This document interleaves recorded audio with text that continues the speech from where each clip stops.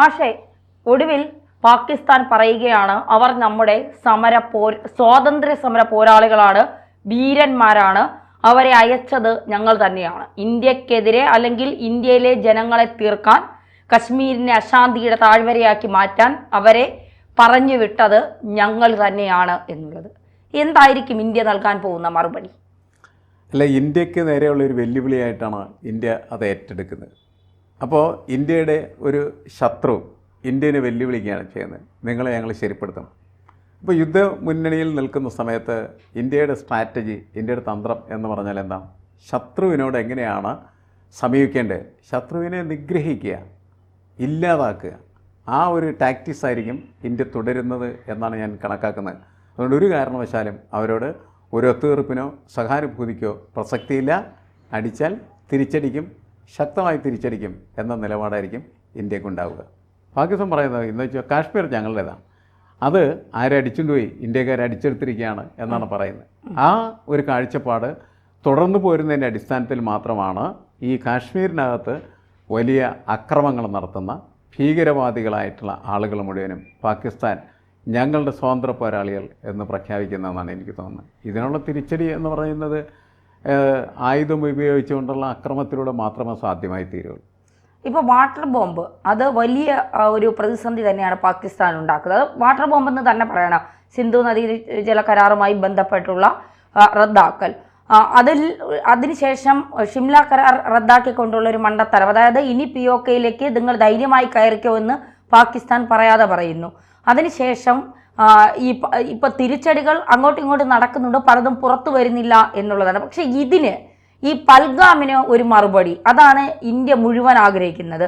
പ്രത്യേകിച്ച് മതം ചോദിച്ചുകൊണ്ടുള്ള ഒരു ആക്രമണമായിരുന്നു ഇത് എന്നുള്ളതാണ് ഇതിനെ വേറിട്ട് നിർത്തുന്നത്. അപ്പോൾ ഈ മതം ചോദിക്കുന്നത് അല്ലെങ്കിൽ മതത്തെ ഊന്നിക്കൊണ്ട്, മതത്തെ പിടിച്ചുകൊണ്ട് ഈ ആക്രമണം നടത്തുന്നതിൻ്റെ പിന്നിൽ എന്തായിരിക്കും പാകിസ്ഥാൻ ലക്ഷ്യം വയ്ക്കുന്നത്? അല്ല, പാകിസ്ഥാനെ സംബന്ധിച്ചിടത്തോളം അവർ ഒരു മുസ്ലിം രാഷ്ട്രമാണ്. ബാക്കിയുള്ള ന്യൂനപക്ഷങ്ങളെന്ന് പറയുന്നത് വളരെ വളരെ വളരെ ചെറിയത് മാത്രമാണ്. മാത്രമല്ല, അതൊരു മുസ്ലിം രാഷ്ട്രമായിട്ട് തന്നെയാണ് അന്ന് രൂപകൽപ്പന ചെയ്യുന്നത്. ജിന്നേതൊക്കെ രൂപപ്പെടുത്തുന്ന സമയത്ത് മുസ്ലിങ്ങളുടെ രാഷ്ട്രം എന്ന നിലയ്ക്ക് തന്നെയാണ്. ഇന്ത്യ പക്ഷെ അങ്ങനെ ആയിരുന്നില്ല. ഇന്ത്യ അന്നും വളരെ സെക്കുലർ ഫാബ്രിക് പുലർത്തുകയും വ്യത്യസ്തരായിട്ടുള്ള ഒരുപാട് ജാതി മതസ്ഥരായിട്ടുള്ള ആളുകൾ താമസിക്കുകയും ചെയ്യുന്ന ഒരു രാജ്യമാണ് ഇന്ത്യ. നമുക്ക് ഒരു കാരണവശാലും അങ്ങനെ ജാതി ചോദിച്ച് അല്ലെങ്കിൽ മതം ചോദിച്ചുകൊണ്ട് ഒരാളെ വിവേചിച്ച് മാറ്റി നിർത്താനായിട്ട് പാടില്ല എന്നുള്ളതാണ്. അതാണ് നമ്മളുടെ പൊതുവായ കാഴ്ചപ്പാട്. ആ കാഴ്ചപ്പാടും തകർക്കുക എന്ന് പറയുന്നൊരു ലക്ഷ്യമാണ് യഥാർത്ഥത്തിൽ പാകിസ്ഥാനുള്ളത്. അതുകൊണ്ടാണ് ഇവിടെ മതം ചോദിച്ച് അല്ലെങ്കിൽ കലിമ അറിയാമോ എന്നൊക്കെ പറഞ്ഞിട്ട് ആളെ വെടിവെച്ച് കൊന്നത്. അത് ഒരു കാരണവശാലും നമുക്കതിനോട് പൊരുത്തപ്പെട്ടു പോകാൻ പറ്റുന്നതല്ല എന്നുള്ളതാണ് ഒരു മനുഷ്യൻ.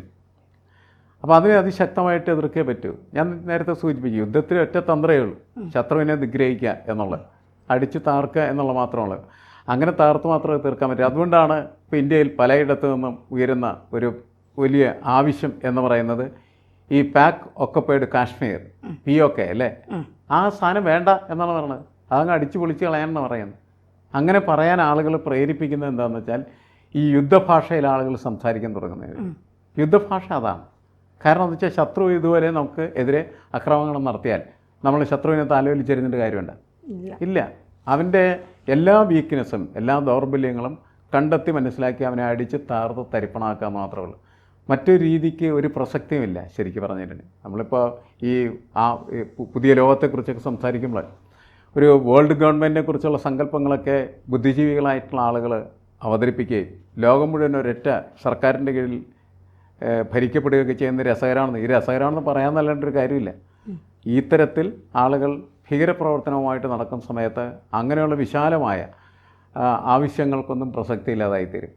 പഠിക്കാമെന്നോ അങ്ങനെയാണ് മനുഷ്യനിങ്ങനെ പാട്രിയോട്ടിക്കായി മാറുമ്പോൾ, ദേശസ്നേഹികളായി കഴിയുമ്പോൾ ദേശവിരുദ്ധമായി വരുന്ന എല്ലാ കാര്യങ്ങൾക്കെതിരെ അവർ നിൽക്കും. അതുകൊണ്ട് തന്നെയാണ് പാകിസ്ഥാനത്തെ നിലപാടെടുക്കുന്ന ഇവർ ഞങ്ങളുടെ വിമോചന പോരാളികളാണ്, സ്വാതന്ത്ര്യ പോരാളികളെന്നൊക്കെ പറയുന്നത്. അവർക്ക് വേണ്ടിയാണല്ലോ അവരിവിടെ വന്ന് ഈ ആക്രമണം നടത്തുന്നത്. അപ്പോൾ അവരങ്ങനെ പറയുകയും ചെയ്യുന്നുണ്ട്, ഞങ്ങൾ ഇങ്ങനെ പറഞ്ഞയച്ചാൽ. അപ്പോൾ സ്വാഭാവികമായിട്ട് അവർക്ക് നല്ല അടി കൊടുക്കുക എന്നുള്ളത് മാത്രമല്ലാണ്ട് വേറെ എന്തെങ്കിലും മാർഗം കൊണ്ടില്ല. പല സർജിക്കൽ സ്ട്രൈക്കുകൾ നമ്മൾ നടത്തി, പുൽവാമയ്ക്ക് വേണ്ടി ഉറി ഒക്കെ, അങ്ങനെ ബലാക്കോട്ട് ഒക്കെ നമ്മൾ ഇപ്പോൾ കശ്മീരിലാണെങ്കിൽ പോലും പിന്നെ ഒക്കെ നമ്മൾ ഒരുപാട് തിരിച്ചടികൾ നൽകിയിട്ടുണ്ട്. എന്നിട്ട് എന്തുകൊണ്ടാണ് ഈ പാകിസ്ഥാൻ പാഠം പഠിക്കാത്തത്? അല്ല, ഇത് അങ്ങനെ ആരും പാഠം പഠിക്കില്ല. പാഠം പഠിക്കുന്ന പ്രക്രിയ അല്ല അത്. പാഠം പഠിക്കുന്ന പ്രക്രിയ അല്ല എന്ന് പറഞ്ഞു കഴിഞ്ഞാൽ ഇതിൽ ഒന്നില്ലെങ്കിൽ ഇല്ലാതാവുക. നല്ല രീതിയിലാണ് ആദ്യമേ തന്നെ ഈ പ്രശ്നങ്ങളൊക്കെ പരിഹരിക്കപ്പെട്ടു പോകേണ്ടതാണല്ലോ, ഒരിക്കലും പരിഹരിക്കപ്പെടുന്നില്ല. അപ്പോൾ പാഠം പഠിപ്പിക്കാൻ നമുക്ക് പറ്റുമെന്ന് എനിക്ക് തോന്നുന്നില്ല. കാശ്മീരാണോ ഇന്ത്യ മൊത്തത്തിലാണോ പാകിസ്ഥാൻ ലക്ഷ്യം വയ്ക്കുന്നത്? അല്ല, കാശ്മീർ എന്ന് പറയുന്നത് എക്കാലത്തും അവരെ സംബന്ധിച്ചിടത്തോളം ഒരു തർക്ക വിഷയമായിട്ട് നിലനിർത്തുക എന്നുള്ളതാണ്. ഇൻ്റർനാഷണൽ പൊളിറ്റിക്സിൽ അവരെപ്പോഴും ഇന്ത്യക്കെതിരെ ഉയർത്തുന്ന പ്രധാനപ്പെട്ട വിഷയം എന്ന് പറയുന്നത് കാശ്മീർ തന്നെയാണ്. അപ്പോൾ കാശ്മീരിലാണ് ഒരു പ്രശ്നങ്ങൾ ഉണ്ടാക്കിക്കൊണ്ടിരിക്കുന്നത്. ഇന്ത്യ മൊത്തമായിട്ട് എന്ന് പറഞ്ഞാൽ ഞാൻ പറയുന്നത് സൈനികമായിട്ട് പാകിസ്ഥാൻ ഇന്ത്യക്കെതിരെ എന്ത് ചെയ്യാൻ പറ്റും? ഒന്നും ചെയ്യാൻ പറ്റില്ല. കാരണം ഇന്ത്യ എന്ന് പറയുന്നത് വലിയൊരു സൈനിക ശക്തിയാണ്. ഇപ്പോൾ പഴയതിനേക്കാളൊക്കെ വളരെ ഉയർന്നു കഴിഞ്ഞിരിക്കുന്നു. പാകിസ്ഥാൻ എന്ന് പറയുന്നത് ഇല്ലാതായിക്കൊണ്ടിരിക്കുന്ന ഒരു രാഷ്ട്രമല്ലേ ശരിക്കും പറഞ്ഞു. കാരണം പണ്ട് വലിയ പാകിസ്ഥാൻ ഉണ്ടായിരുന്നു. ആ പാകിസ്ഥാൻ 2 കഷ്ണമായിട്ട് മാറി. ബംഗ്ലാദേശ് മുതലേ പാകിസ്ഥാനായിട്ട് മാറി. ഇപ്പോഴാണെന്ന് വെച്ച് കഴിഞ്ഞിട്ടുണ്ടെങ്കിൽ അഫ്ഗാനികൾ കയറി പാകിസ്ഥാനിൽ ആക്രമണം നടത്തി പാകിസ്ഥാനെ 2ആക്കിക്കൊണ്ടിരിക്കുകയാണ്. അപ്പോൾ കുറേ കാലം കഴിയുമ്പോൾ ഇത്തരത്തിൽ ഒരു നേതൃത്വമില്ലാത്ത, രാഷ്ട്രീയ നേതൃത്വം ഇല്ല പാകിസ്ഥാനിൽ, ഉണ്ടാ ഇല്ല. അപ്പോൾ രാഷ്ട്രീയ നേതൃത്വം ഇല്ലാത്തതിൻ്റെ ഫലമായിട്ട് രാഷ്ട്രീയമായിട്ടൊരു ഐക്യമുണ്ടാക്കി ഒരു രാഷ്ട്രത്തെ നിലനിർത്താനായിട്ട് കഴിയില്ല. പിന്നെ പല തരത്തിലുള്ള ശക്തികൾ പരസ്പരം ആക്രമിക്കുന്ന പ്രദേശമായിട്ട് മാറും. അങ്ങനെ പരസ്പരം ആക്രമിക്കുന്ന പ്രദേശങ്ങൾക്ക് കെട്ടുറപ്പുണ്ടാവില്ല, അത് ശിഥിലമാകും. അപ്പോൾ ഇപ്പോൾ നിലനിൽക്കുന്നതായിട്ടുള്ള പാകിസ്ഥാൻ എന്ന് പറയുന്നത് 2 പാകിസ്ഥാനോ 3 പാകിസ്ഥാനായി മാറിയാൽ അത്ഭുതപ്പെട്ടിട്ട് കാര്യമില്ല. എല്ലാവരും ഒരുമിച്ച് നിർത്തുന്നത് ഒരു പൊളിറ്റിക്കൽ ഫോഴ്സാണ്. ആ പൊളിറ്റിക്കൽ ഫോഴ്സ് യഥാർത്ഥത്തിൽ ഇപ്പോൾ അവിടെ ഇല്ല. കാരണം നമുക്കും അവർക്കും ഒരേ സമയത്താണ് സ്വാതന്ത്ര്യം ലഭിച്ചത്. 2 രാഷ്ട്രങ്ങളായിട്ട് മാറി പാകിസ്ഥാൻ, ഇന്ത്യ. ഇന്ത്യ ജനാധിപത്യ വഴിയിലൂടെ സഞ്ചരിച്ചു, പാകിസ്ഥാൻ പട്ടാള വഴിയിലൂടെ സഞ്ചരിച്ചു. പട്ടാള വഴി നൽകുന്നത് അക്രമത്തിൻ്റെതാണ്, അടിച്ചമർത്തലിൻ്റെതാണ്, സ്വേച്ഛാധിപത്യത്തിൻ്റെയാണ്, ഭീകരതയുടെയാണ്. അതിൻ്റെയൊക്കെ വലിയ വിളകൾ അവരിപ്പോൾ കൊയ്തുകൊണ്ടിരിക്കുന്നു എന്നാണ് നമ്മൾ മനസ്സിലാക്കുന്നത്. പക്ഷേ അവർ നമുക്ക് ശല്യം ഉണ്ടാക്കുന്നതിൻ്റെ പേരിലാണ് നമുക്കീ പ്രശ്നം. അവരുടെ രാജ്യത്ത് മാത്രമാണ് ഈ കുഴപ്പങ്ങളുണ്ടാക്കണമെങ്കിൽ നമുക്ക് വിരോധമൊന്നുമില്ല. അവർ തമ്മിൽ തന്നെ 2 കഷ്ണം 3 കഷ്ണം 4 കഷ്ണമായിട്ടൊക്കെ പോയിട്ട്, പക്ഷെ അവൻ നമ്മളെ ഇട്ട് കയറാൻ വരും. അപ്പോൾ സ്വാഭാവികമായിട്ടും അതിന് കടുത്ത രീതിയിൽ തിരിച്ചടിക്കുക എന്ന് മാത്രമേ ഉള്ളൂ. അതാണ് ശരിക്കും നമ്മൾ പറഞ്ഞത് യുദ്ധത്തിൻ്റെ ഒരു സ്ട്രാറ്റജി എന്ന് പറഞ്ഞാൽ അതാണ്. അതല്ലാതെ മറ്റൊന്നും അതിൻ്റെ അകത്തില്ല. അത് തകർത്ത് തരിപ്പണമാക്കുക എന്നുള്ളത് മാത്രമാണ്. അത് ആ നിലക്കാണ് ഗവൺമെൻറ്റുകൾ പ്രവർത്തിക്കുക. പിന്നെ നമുക്കറിയാം ആധുനിക കാലത്ത് അങ്ങനെ നിരന്തരമായിട്ടുള്ള അക്രമങ്ങളുമായിട്ട് ഒരു രാഷ്ട്രത്തിന് മുന്നോട്ട് പോകാനായിട്ട് പറ്റില്ല എന്നുള്ളത്. ഇപ്പോൾ വിയറ്റ്നാമിലേക്ക് അമേരിക്ക പോയിട്ട് യുദ്ധമൊക്കെ ചെയ്താണല്ലോ. അവസാനം വിയറ്റ്നാമിൽ നിന്ന് അവർക്ക് തിരിച്ചു കൊണ്ടത്. അഫ്ഗാനിസ്ഥാൻ അമേരിക്ക അവരുടെ കസ്റ്റഡിയിൽ വെച്ചുകൊണ്ടിരിക്കുകയായിരുന്നു. റഷ്യ അഫ്ഗാനിസ്ഥാനെ കുറേ കാലങ്ങൾ അങ്ങനെ ഒരു ജനതയും ഒരു രാഷ്ട്രത്തിന് എന്ത് ചെയ്യാൻ പറ്റില്ല, അടക്കി വെക്കാൻ പറ്റില്ല. അപ്പോൾ ചെയ്യാമെന്ന് വെച്ചാൽ നമുക്ക് അങ്ങോട്ട് പോകേണ്ടതില്ലെന്നാണ് എൻ്റെ അഭിപ്രായം. നമ്മളുടെ വെക്കിട്ട് കയറാൻ വരുന്നവർക്കെതിരെ നിലപാടെടുക്കുക.